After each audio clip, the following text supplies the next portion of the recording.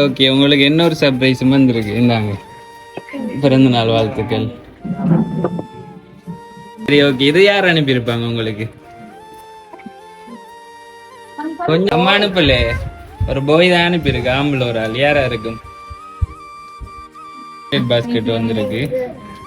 யார் அனுப்பியிருப்பாங்க? அது வெளிநாட்டுல இருந்து வந்திருக்கு, இது இங்க இருந்து வந்திருக்கு. யாரு?